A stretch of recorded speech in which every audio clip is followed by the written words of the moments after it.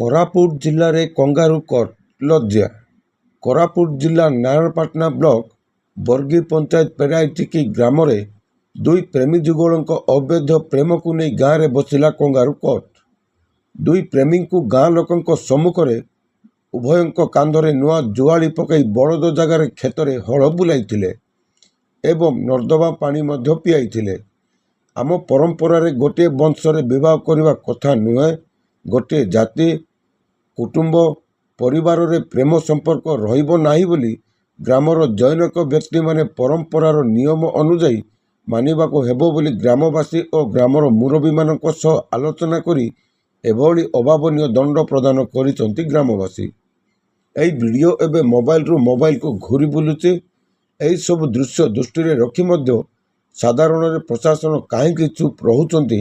ଅନ୍ଧବିଶ୍ୱାସ କାର୍ଯ୍ୟକଳାପରେ ଲିପ୍ତ ଥିବା ଦୋଷୀଙ୍କୁ ଆଇନ ଅନୁଯାୟୀ କାର୍ଯ୍ୟାନୁଷ୍ଠାନ ଗ୍ରହଣ କରିବା ପାଇଁ ଦାବି ଜୋର ଧରିଛି। ଜୟପୁରରୁ କୋରାପୁଟ ଜିଲ୍ଲା ପ୍ରତିନିଧି କୃଷ୍ଣ ଖରାଙ୍କ ରିପୋର୍ଟ, G9 ଓଡ଼ିଆ।